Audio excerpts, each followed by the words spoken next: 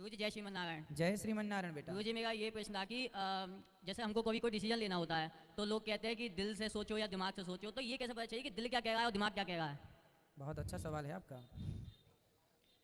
देखिए, हमेशा हमें निर्णय, जब भी हम कोई निर्णय लें तो विचार करके, थोड़ा समय देकर।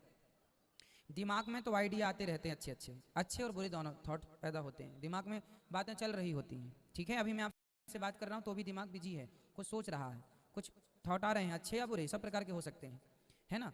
पर निर्णय जो होता है ना, वो हमारे बुद्धि से होना चाहिए। फिर बुद्धि के ऊपर होता है विवेक, कॉन्फिडेंस। ठीक है, तो हमारी जो आखिरी मोहर लगती है वो हमारे पास विवेक की होनी चाहिए।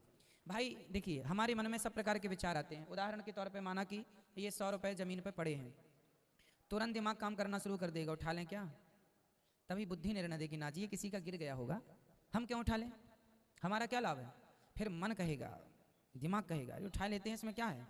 मन कहेगा उठा लो, बुद्धि यदि आपकी सात्विक है तो वो कहेगी ना ये किसी का होगा, हमें क्या काम इससे। फिर आपका विवेक काम आएगा, यदि आप विवेकशील हैं, जैसे संस्कारवान कहते हैं।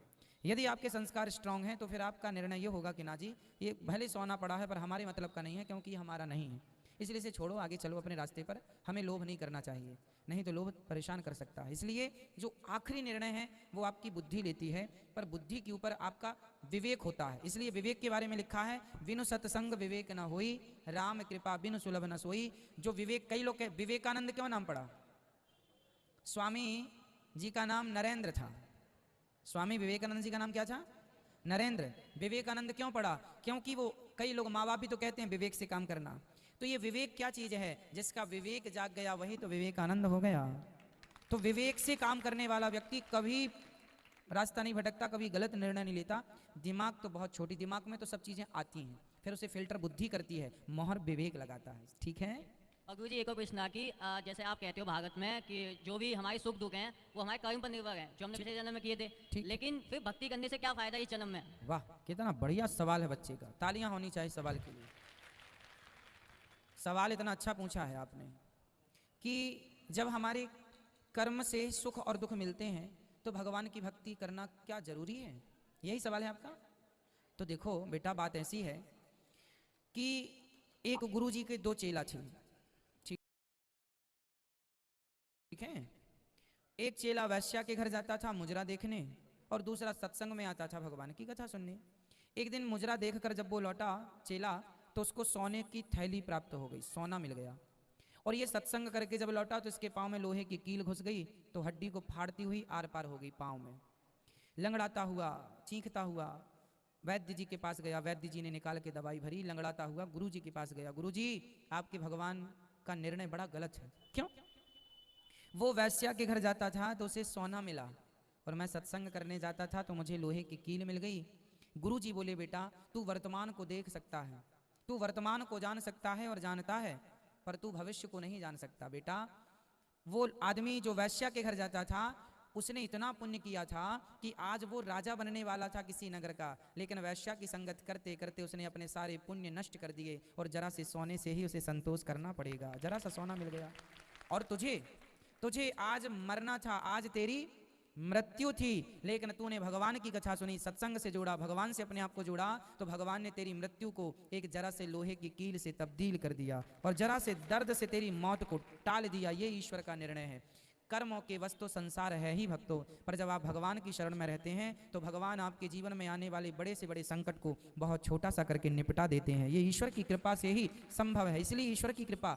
दूसरा ये है कि भगवान की भक्ति करने वाले व्यक्ति को, भाई सुदामा के जीवन में भी दुख आया, गरीबी आई, तो क्या सुदामा ने गरीबी में भगवान का त्याग कर दिया? ना, उस गरीबी पर भी भगवान का चिंतन बनाए रखा, क्योंकि हमने पाप किया होगा तो हमें दुख मिल रहा है, पर आज जो भक्ति कर रहे हैं इसका फल हमें सुख नहीं, इसके फल में तो हमें भगवान के ही दर्शन होंगे, भगवान का धाम मिलेगा, वैकुंठ साकेत गौलोक, जो कि संसार के सारे सुखों से करोड़ों गुना अधिक है। अब आप लोगों ने, जिसने कभी रबड़ी खाई ही नहीं, जो गुड़ ही खाता रहा, तो वो गुड़ को ही सर्वश्रेष्ठ मानेगा। रबड़ी खाए तो पता चले अरे ये तो बहुत स्वादिष्ट है। तो संसार के लोग जो पत्नी पुत्र पैसे में सुख देखने वाले हैं, यदि इन्हें जरा स्वर्ग के, जरा बैकुंठ के सुख का जरा सा स्वाद मिल जाए तो उस सुख के आगे तो ये संसार का सुख खारा है, व्यर्थ है, खारा है। एक समुद्र की मछली है, और एक गंगा की मछली है। दोनों मछली हैं, दोनों जीती हैं, लेकिन एक बार समुद्र की मछली जरा गंगा में आ गई तो फिर उसे समुद्र जाने का मन नहीं करता। बोले वहाँ का पानी खारा है, यहाँ का पानी बड़ा मधुर है। बस वही है, ये संसार तो सागर है और भगवान का धाम तो गंगा जैसा है। अब आप देख लो कि पुण्य क्यों जरूरी है, भक्ति क्यों जरूरी है। और गुरुजी आप कहते हो कि कर्म के बिना कुछ नहीं है, ठीक है। तो फिर संन्यास क्या है? फिर संन्यास क्यों लेना चाहिए अगर कर्म ही नहीं है संन्यास में? तो सबसे सब कामों को करते हुए सबसे मन हटा लेना ही सबसे बड़ा संन्यास है। सब काम को करिए, जैसे आप पत्नी के संग रहो, पुत्र के संग रहो, जिम्मेदारी निभाओ, काम करो, फैक्ट्री चलाओ, बिजनेस करो, खेती करो, सब करते हुए भाव ये रहे कि ये मेरा नहीं है, ये सब भगवान का है, तो आप खुद सन्यासी हैं यदि इतनी विचारधारा है तो। और नहीं तो आप सब छोड़ भी दो, पर तन से छोड़ा, मन से तो कुछ छूटा नहीं, मन से चिंतन उन्हीं का है। एक सन्यासी बोले हम भी पहले एडवोकेट थे, खूब पैसा कमाते थे, तो तुम अब सन्यासी हो गए हो तो तुम एडवोकेट की बातें क्यों कर रहे हो? इसका मतलब अब तुम तन से तो अलग हो गए पर मन तो तुम्हारा वहीं जुड़ा है, तो ये सन्यास नहीं हुआ। सन्यास का अर्थ है कि जैसे हमने हाथ को यहाँ पर घिसा, जैसे आप सवेरे मंजन करके थूक देते हैं तो अपने थूक की तरफ दोबारा पलट कर नहीं देखते। जीभी करते हैं, अपनी जिह्वा को साफ करते हैं तो जिह्वा से निकली गंदगी को पलट कर देखना नहीं चाहते। उसी प्रकार संसार के सुखों का त्याग करने के बाद उनको कभी देखना भी ना चाहे, इसका नाम सन्यास है। पूर्ण रूप से उसका त्याग हो और कभी मन भी ना जाए उसकी तरफ। जैसे कि हम लोग थूक देते हैं सवेरे मंजन ब्रश के समय, फिर उसकी तरफ मन जाता है कि कहाँ गया होगा हमारा थूक, भाई अभी तो मुंह में था। उसी प्रकार का त्याग सन्यास कहलाता है। धन्यवाद गुरुजी। राधे श्याम। राधे श्याम। गुरुजी एक प्रश्न और था कि मेरे पापा मेरे से प्यार नहीं करते बिल्कुल। ऐसा हो ही नहीं सकता। कहाँ आपके पापा? इस धरती का ऐसा कोई बाप नहीं है जो अपनी संतान से प्यार ना करता हो। करते हैं लेकिन संतान माने ना माने पर प्यार तो हर माँ बाप का होता ही है बेटा, ठीक है। आप अभी पिता की फीलिंग नहीं समझेंगे, जब आप खुद पिता बन जाएंगे तब जानेंगे कि पिता क्या होता है। पिता क्या होता है ये बात व्यक्ति तब जानता है जब खुद पिता बन जाता है, तब पता चलता है कि पिता क्या होता है, ठीक है। माँ क्या होती है ये तब पता चलता है जब औरत खुद माँ बनती है। राधे राधे गुरुजी। राधे राधे। गुरुजी मैं ये पूछ रही थी घर में तुलसी जी का पौधा नहीं रुकता कभी? कोई बात नहीं, आप लगाते रहें, रुकिएगा। प्रार्थना करें कि माँ भगवती क्या अपराध हुआ कितनी हमसे। बार लगा चुकी गुरुजी, फिर भी पता नहीं सब मर जाते हैं। चिंता ना करिए, होगा, कोई सब अच्छा होगा, थोड़ा सा धैर्य रखिए। गुरुजी एक सवाल है। बोलिए। मेरी लड़की 20 फरवरी को 20 साल की हो गई, वो 24 साल की हो गई 20 फरवरी को। अब उसको चंद्र कुंडली में से मंगली बता रहे थे, तो कह रहे थे कि 24 साल के बाद उसकी ये मंगली खत्म हो जाता है। तो मैं आपसे पूछना चाहती हूँ ये सब सही है, खत्म हो जाता है? अब कुंडली देख के ही पता लगेगा कि कब खत्म होगा। अब मैं देखा नहीं मैं तो पिछली उसमें बार लाई थी कोई कुंडली। मोहर में लगा नहीं मैंने सकता। पिछली बार सोचा था कि गुरुजी बैठे पूछूं। कोई बात नहीं, मेरे जब लड़के ने मना कर दिया, कहता गुरुजी ये नहीं देखेंगे। कोई बात नहीं, आपने पंडित जी को दिखाया, उनने जो कहा होगा ठीक वो ही तो ये कहा। कह रहे हैं कि मंगली के साथ मंगली से शादी करनी चाहिए। हाँ तो कर दो ना, फिर लड़का भी मंगली देख लो।